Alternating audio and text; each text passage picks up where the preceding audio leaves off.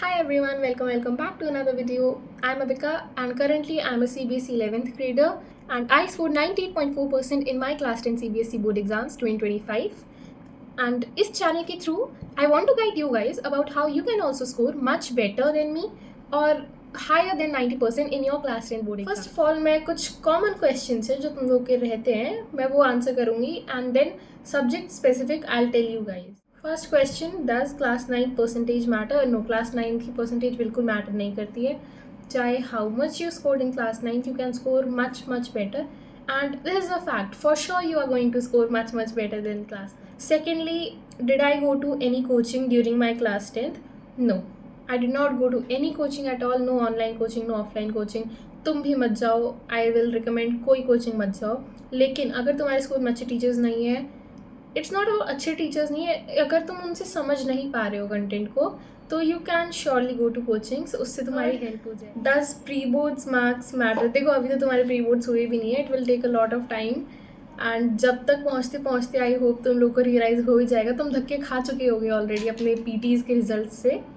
Pre boards के marks basically they don't matter. मेरे खुद के 85.4 आए थे in my pre boards 1.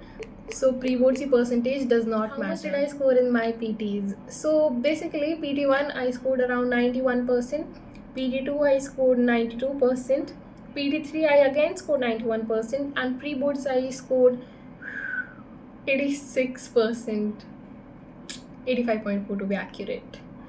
PTs के मार्क्स भी दे डोंट मैटर. अगर तुम स्टार्टिंग से नहीं पढ़ रहे हो, लास्ट में भी you can have a serious come back, but तुम्हें बहुत ही ज़्यादा मेहनत करनी पड़ेगी और वो तुम नहीं कर पाओगे. अगर तुम पूरे इतने ज़्यादा टाइम से टाइम वेस्ट ही कर रहे थे तो एकदम से तुम इतना सब नहीं कर पाओगे. सो बेटर अभी से पढ़ लो please. What about the distractions in class 10th? देखो क्लास 10th में nothing is a distraction. I use social media, I went to trips, I attended IMUN, I went to every function, I had a lot of friends and every possible thing that you can think of. I even made videos for YouTube but I never posted them. I even edited them but never posted any. So nothing is a distraction. उन सब के बावजूद I scored 98.4. तो अगर मैं score कर सकती हूँ then you can also do it too. Coming on to subject specific tips. First of all about English. English के लिए refreshers I used BBC. Brajendra book company की refresher आती है for English. This is a refresher for English I used. And secondly I used Educart. Educart is a really nice refresher. अगर तुम लेना चाहते हो first preference give to Educart, और अगर दोनों ले सकते हो देन दोनों ले लेना. These two are really good. Third cheese, use my notes that are a mix of ChatGPT, BBC and Educart.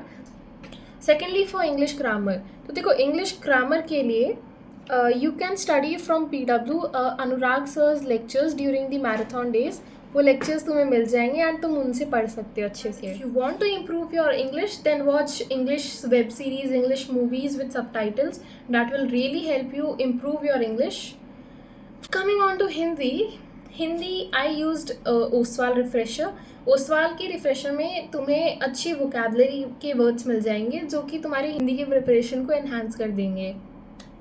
Hindi देखो मेरी खुद की हिंदी बहुत ख़राब थी. I scored 60 marks in my pre boards in Hindi. I was really bad at Hindi. मेरी बहुत ज़्यादा स्पेलिंग मिस्टेक्स होती थी and I could never. Mimi मत कर. मेरी खुद की बहुत ज़्यादा स्पेलिंग मिस्टेक्स होती थी हिंदी में and I could never score more than 70 marks.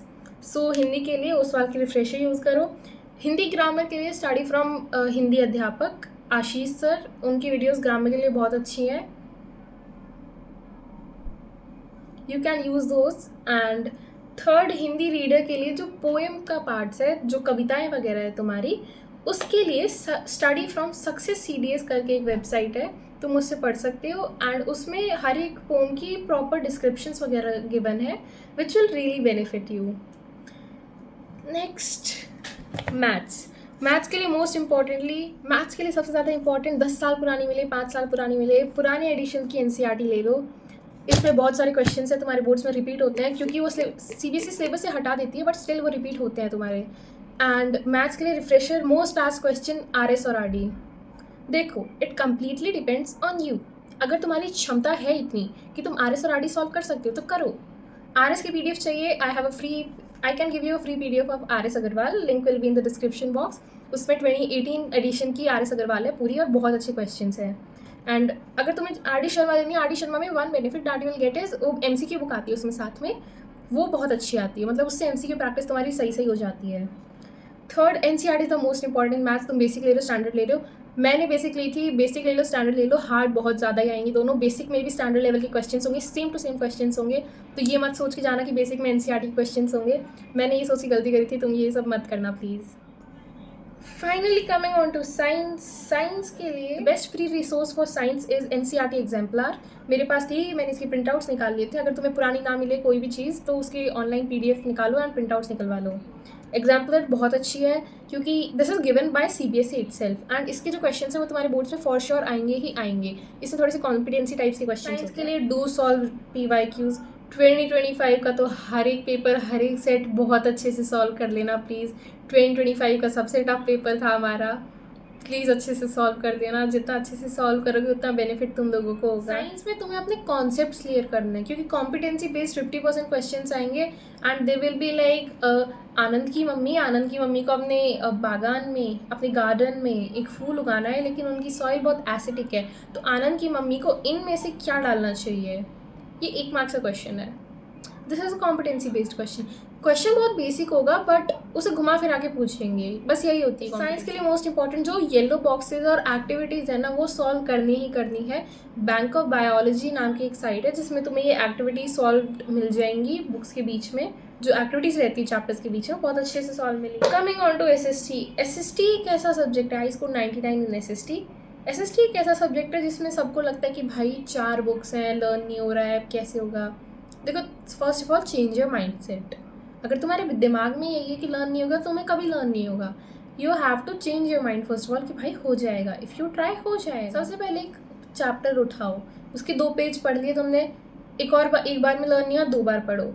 अब जितना तुम्हें लर्न है उसको एक पेपर पे लिखो कि भाई इतना इतना लर्न है, और जो चीज़ें छूट गई है उनको वापस से पढ़ो, ताकि उससे तुम्हें बेनिफिट होगा एक्चुअली। कि एसएसटी में एसएसटी की टाइमलाइंस बनाओ हर चैप्टर की, अच्छे से लर्न करो, जब भी जाके तुम कुछ पढ़ पाओगे, कुछ उखाड़ पाओगे। ज्योग्राफी के लिए the best tip is mnemonics होते हैं ना, जैसे the first letter of every word, वो मैप वगैरह लर्न करने के लिए। मैप बहुत टफ होगा, डोंट थिंक मैप इजी आ जाएगा, map will be really tough. General knowledge के नाम पे भी एसएसटी में तुम्हें क्वेश्चंस पूछेंगे।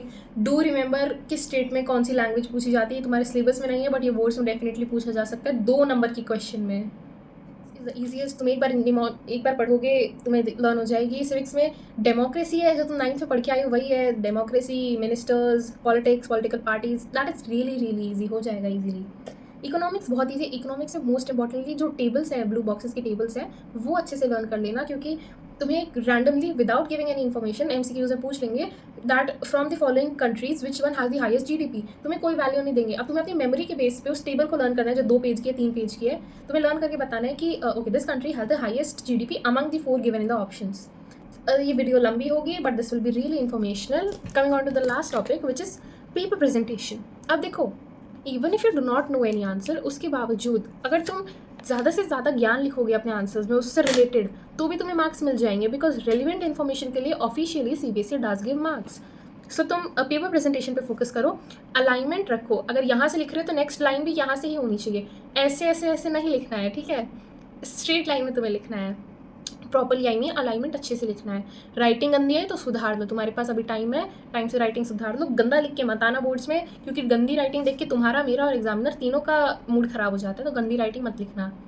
अंडरलाइन करना मोस्ट इंपॉर्टेंटली। तुम्हारे आंसर में देखो, मान लो I am checking your answer sheet, मेरे पास इतना टाइम नहीं है कि मेरे को पैसा इतना ही मिल रहा है कि मैं तुम्हारी आंसर शीट में बस फटाफट चेक करके रख दूँ साइड में। तो तुम्हारी रिस्पॉन्सिबिलिटी ये है that you have to make the checking very much easier for the examiner, कि भाई वो पेपर देखे और देख के सोचे कि हाँ ये जल्दी हो गया, इसको यहाँ पे मार्क्स मिला, दिस इज दिस। ये तुम कर सकते हो बाय अंडरलाइनिंग। तुम्हारे आंसर्स में जो मेन कीवर्ड्स हैं उन्हें अंडरलाइन कर दो। अब इसका मतलब ये नहीं है पूरा आंसर अंडरलाइन कर दिया, मेन कीवर्ड्स। एक आंसर में जो स्पेसिफिक मेन कीवर्ड्स, जैसे ऑथर का नाम, टाइटल इन इंग्लिश, उसे तुम अंडरलाइन कर सकते हो। And also sample question papers मत खरीदना, refreshers. Do not buy those costly refreshers 1000 2000, पता नहीं क्यों खरीद रहे हो, मत खरीदना for sample question papers. Self studies करके एक साइट है, उस पर तुम जाओगे, you will get free sample question papers 20-25 sample question papers पर सब्जेक्ट, एंड हर साल इतने ज़्यादा आते हैं, तो you have immense content to practice. तुम्हें बस फोकस अच्छे से करना है एंड अच्छे से पढ़ना है। अगर खरीदना ही चाहते हो सैम्पल क्वेश्चन पेपर्स तो एजुकार्ट के खरीद लेना. And if you want to buy answer sheets, see best tip I would say is answer sheets खरीदो. आंसर शीट्स खरीदोगे you can practice in it. तुम लिख के देखोगे जितना ज़्यादा उतनी अच्छी तुम्हारी प्रैक्टिस होगी. I know this was a really long video and I hope इससे तुम लोगों की हेल्प हुई हो, because I just want to guide you guys through this channel about how you can score much higher in your class 10th. That was it for today's video. Thank you for watching. If you want more content या तुम्हें subject specific videos भी चाहिए, then I can guide you guys. Do not worry about anything at all. Thank you so much for watching this video. Bye bye.